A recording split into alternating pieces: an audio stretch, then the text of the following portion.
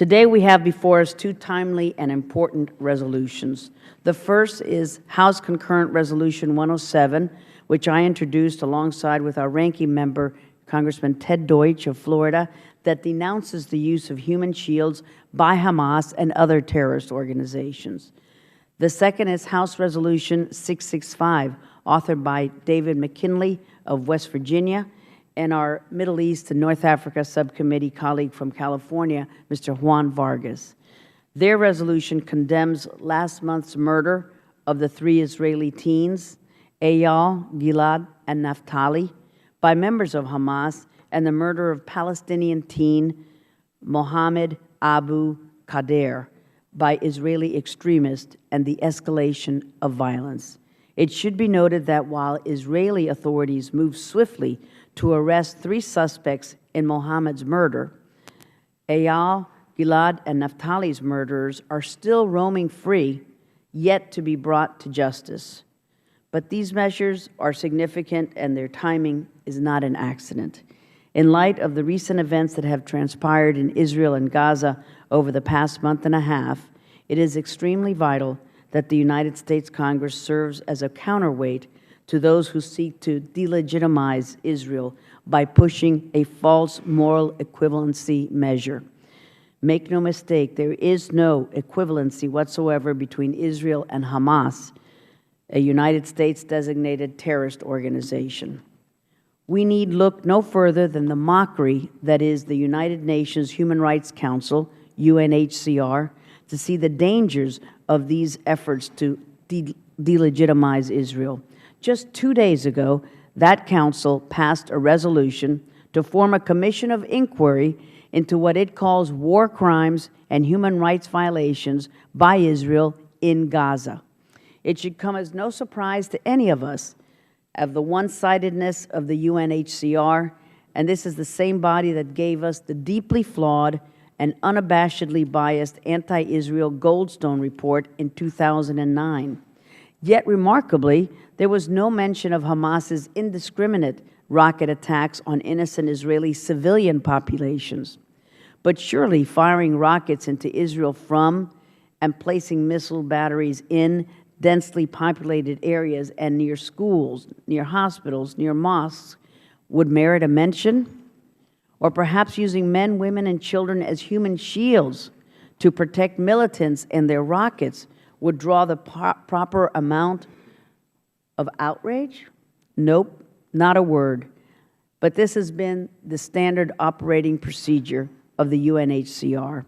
It has been an anti-Semitic, anti-Israel, pro-terror group for far too long. There must be some member nations on that body that would have had the moral outrage that we in Congress feel, and that they would have voted against such a resolution.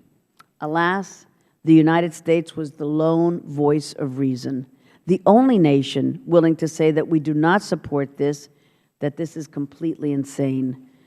Where were our European allies? Those European countries that always tell us how much more enlightened they are than us. Deafeningly silent. They couldn't even stand by the courage of their convictions and vote either for or against the measure. No, they all abstained from voting, perhaps thinking they took the moral high ground. But theirs is the worst crime of all, their refusal to stand up for what's right. So here we are again, another UNHCR one-sided inquiry that will do nothing but embolden Hamas, because Hamas sees this and it thinks that the world supports what it is doing. I commend the U.S. representative to the UNHCR for standing up against the resolution this week.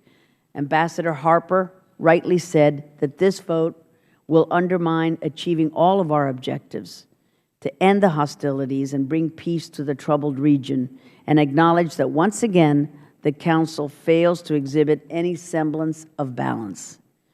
If the Council truly cared about human rights, it would condemn Hamas's use of human shields and its indiscriminate rocket attacks against Israel. It would take a look at Hamas's call for citizens to ignore Israeli warnings to evacuate, or Hamas's insistence that Palestinians stand on their roofs to prevent an attack, putting the citizens directly in harm's way.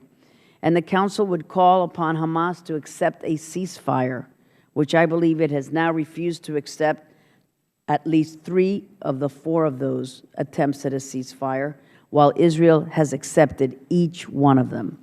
It would launch an inquiry into Hamas and its supporters, like supposedly our U.S. ally, Qatar. Not only is Qatar a major benefactor of Hamas, but it has also been working actively to undermine Egyptian and other nations' ceasefire efforts, further emboldening Hamas. Qatar, the same country that we entrusted to watch over the Taliban 5, that has been supporting terrorists and radicals all across the globe and offers them sanctuary.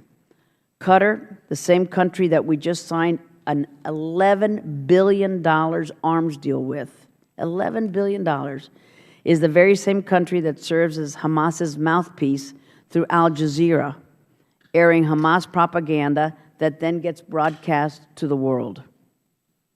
Perhaps that is something the UNHCR could look into, but it won't, because it doesn't fit nicely into its agenda.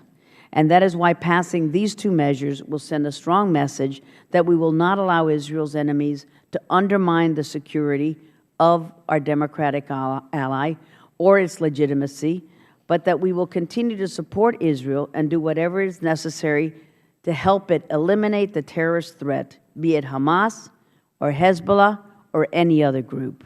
I urge my colleagues to support these measures before us today. And now I will turn to our ranking member, Congressman Deutsch, for his remarks.